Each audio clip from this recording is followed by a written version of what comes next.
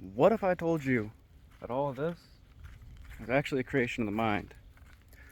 My name's Sean Taylor, a traveler on this trip called life, and I'm coming through to share a few tips and tools that have helped me gain clarity and direction in my life. And this video is actually going to be the first part in a series where we cover the Hermetic principles. These Hermetic principles come from the Kabbalah. I believe it was written in 1902, 1903, and it was written by the three initiates. And it's the ancient wisdom of Hermes Trismegistus. And that first principle, first law, is mentalism. That everything is mind. The all is mind. And what that entails is everything is an energy thought form before it becomes manifest in this world. Take a spoon. The thought of needing to scoop something out or being able to ladle something had to exist as a thought first. So how can we use this? Well, we can use this to our advantage because thoughts are magnetic. They draw you into experiences, kind of like a pendulum would. And when you get stuck in these negative thought loops, you experience a negative reality. And most people are running on autopilot, living by negative thoughts most of the day. And what we're tasked to do is take part in the everlasting process of weeding out that thought garden. Is weeding out those negative thoughts that aren't conducive to what we want to accomplish and planting in new ones that will actually bear us fruit that we desire. And it's a constant practice. And one of the tools that has helped me along with that practice is meditation. Because with meditation, it allows you to dive deeper into your thoughts. You realize which thoughts are yours and which thoughts are not yours. And you get to listen to that little silent voice, and you can realize when you're actually in a negative thought loop and saying, hey, this is not me. Let's redirect this. And sure, it might be only on a mental plane you change it, but if you're changing it on the mental plane, it's also changing it in this physical plane too. So these little micro movements and steps towards what we want starts with mentalism. And then we can amplify this if we get like-minded thoughts around us. Having a positive mindset is contagious. Having a negative mindset is contagious. We've all experienced people that say, you'll bring something up too good to them, and they're like, oh, well, it's not going to last. Or they're always bringing somebody down. Contrast that to the uplifting person, the one that adds value, the one that's actually excited about your accomplishments. What kind of energy do you want to be around? I'm going to get back on this when we get back past this lawnmower. So, how can we leverage this to our advantage?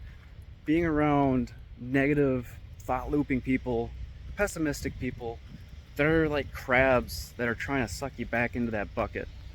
But if we align ourselves and surround ourselves with people that are positive mindset people that generate positive thought energy, it's almost like they're trying to give you a hand out to come out of that bucket.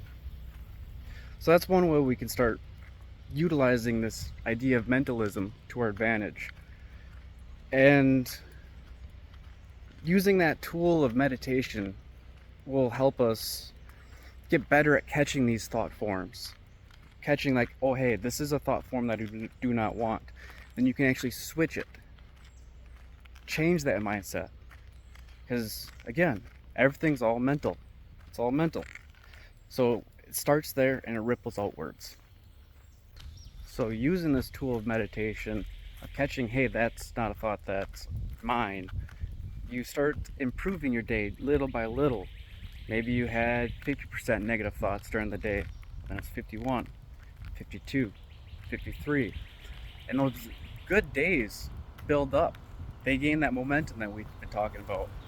Building that momentum of that personal pendulum. And how these thought forms are magnets, they're attractors. They can guide us along the ways. They're part of our compass calibration. And when we use these things, we can open up different experiences based upon our responses. I always like to say you want to respond, not react. Because when you react, you lose control of that driver's seat. You become a victim of what happened. But if you respond to something, that keeps you in that driver's seat because there's something you can do about it. I'm thinking about one of the times one of my flights got canceled. I was flying out of MSP and it got canceled or delayed because of a storm that came through. And of course, everybody was up in arms and in a tizzy just because, well, their whole entire evening was destroyed because we're expecting to get on a flight. And so this guy at the front desk, bless his heart, I mean, he's just getting his ass handed to him by everybody that's just pissed off. And you imagine they let that one thing ruin their day and it ripples out to the rest of it. That pendulum took a hold of their energy and it took it from him.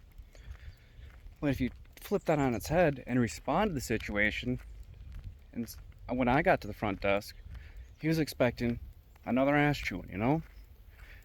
And, you know, I just greeted him, hey, how's your day? It's like, well, pretty shitty.